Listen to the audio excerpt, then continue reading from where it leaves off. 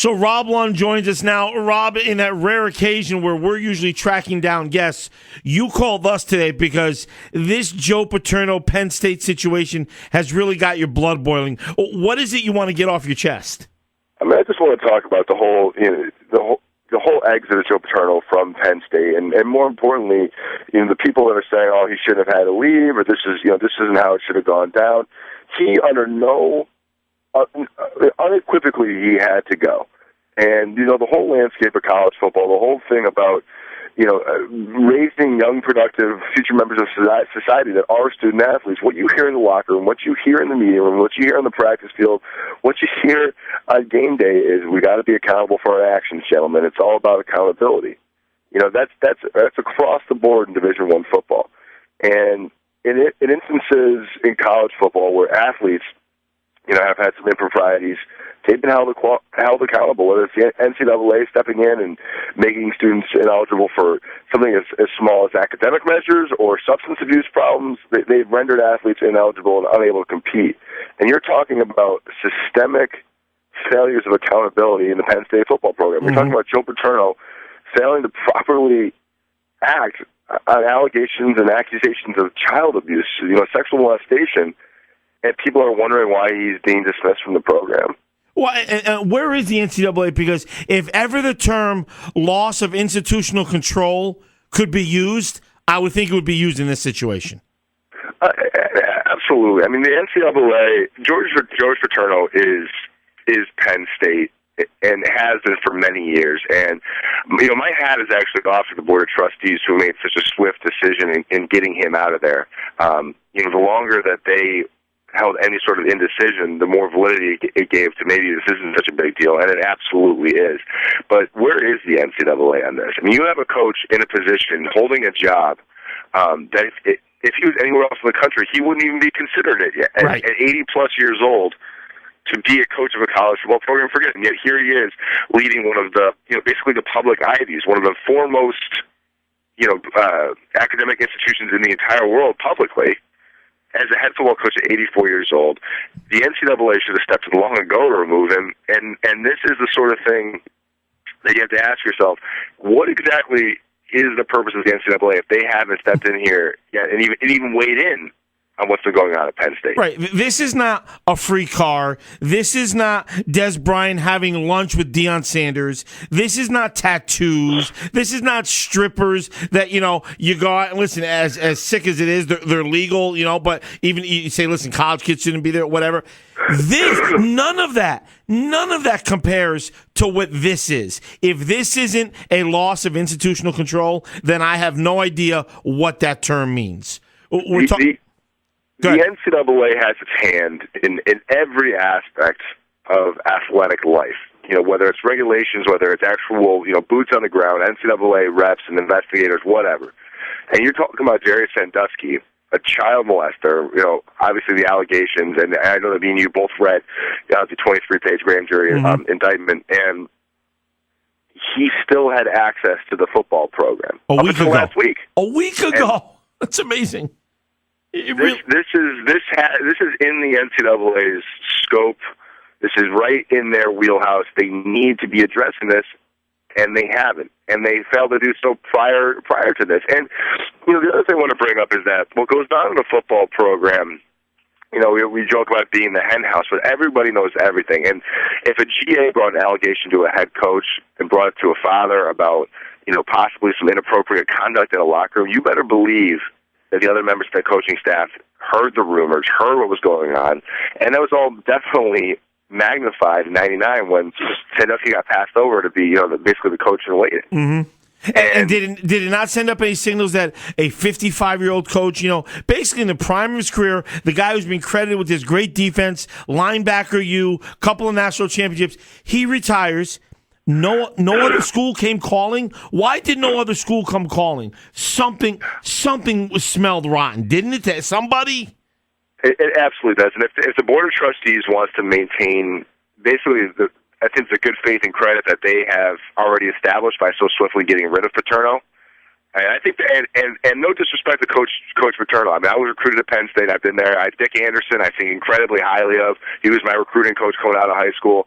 I have the utmost respect for the class and dignity with which my dealings with Penn State happened. But if they want to erase this tarnishment, there's no way that they can have an in-house successor to Joe Paterno. No, absolutely no. Well, way. I mean, this is for 3 games. This is. I think they were left with no other option here. I said yes. I didn't say it on there. I said off there. I would have loved to seen guys like Matt Millen, Todd Blackledge, LeVar Arrington step and say, "Listen, we'll coach the last 3 games for free. Let's go." And I don't care how difficult it would be to do. It would have been wonderful to see. I think it was next to impossible. This is a 3-game idea right here, and then they're going to clean the slate. But let me ask you, and we're talking to Rob Lunn, former UConn Husky defensive lineman. There's 2 things I want to hit you with, Rob. One, I've been out of college for over 20 years now. You are not that far removed. Tell me your take when you turned on the TV last night and you saw what was happening on the campus of Penn State University. I think that the riots, the rallies, people showing up at Coach Turner's house, that's more about kids, students wanting to be, quote-unquote, a part of it. You know what I mean? They want to be a part of the excitement.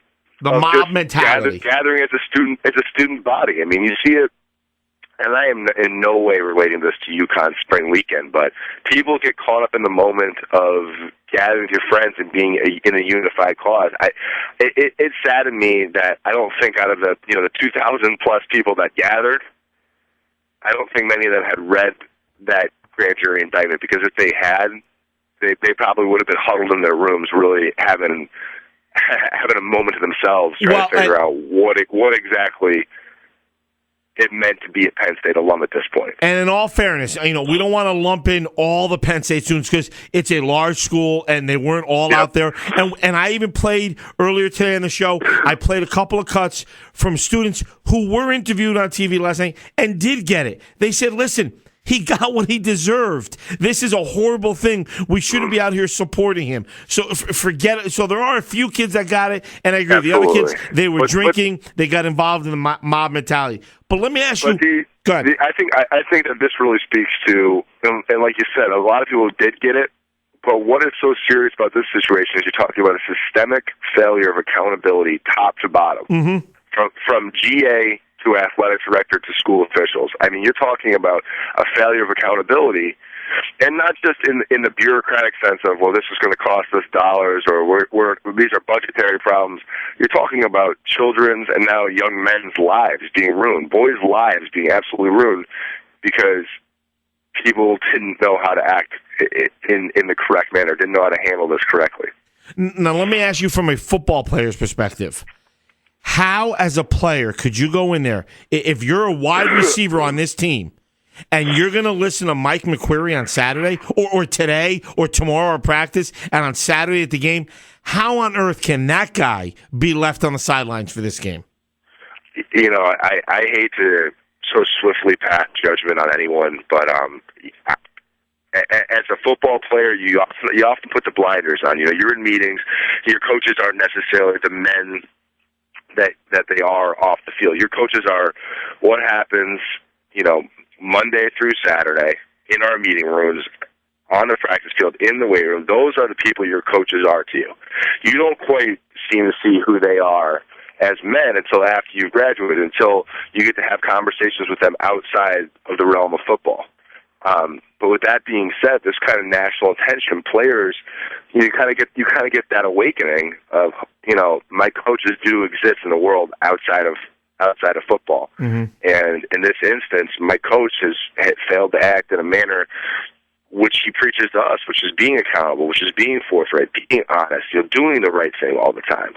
And that's a tough shock for a football player. For most of us, it comes, a year, 2 years after we graduate, after we're done playing, and we get to come back and have conversations with our football coaches and the people that influence us that aren't about, scheming and game planning and scouting reports and film review and test taking. And to have this kind of conversation, to be a wide receiver and know what your coach did or didn't do, that's tough. I'm sure right now a lot of those guys are still drinking the Kool-Aid saying, all right, well, it's us against the world now. But eventually, they know their coach as a person. This is one mistake, and I hate to define anyone by one mistake, but it's a pretty big one. Serious, it's a pretty big one. Serious mistake. Let me ask you this: do you think Michael McQuarrie will be coaching on Saturday? If he is, he will not be on the sideline. There's no way. No way they'll put him on the sideline. And I hope that, again, the administrators make the right decisions here, and they seem like they have so far. I hope he's not coaching this game. Rob Lunn, former UConn Husky defensive lineman. Rob, one last thing before I let you go. We joke around. We have a good time all the time when you're on with me. You said earlier you were recruited by Penn State. You respect Joe Paterno. Can you still say those words? It's really tough for me to say. I think Joe Paterno has meant a lot of things to a lot of different people. I had a pleasure of meeting him in Pennsylvania. I played with guys from Penn State, guys on the UConn football team who were starters, NFL guys who were from Pennsylvania who were like, man, would have been great to have gone to Penn State. And I really mean that. But at this point in the game, knowing what I know now, knowing how many people were affected, and I encourage the listeners to get on the internet and read that grand jury indictment. I've lost an incredible amount of respect for Joe Paterno. The only saving grace in this whole thing is that I think the administration is currently handling the situation correct. My heart goes out to the victims. I wish that Paterno had done more, and I respect how difficult it is to win consistently at the pinnacle of college football in Division I. And he did that for many years, but as a man and as a coach, I don't think I can respect Joe Paterno anymore. That is Rob Lunn, former UConn Husky defensive lineman, joins us at least once a week, sometimes more, and you can read all his thoughts on thefatwhiteguy.com. Rob, we really appreciate your perspective. Absolutely, Paul.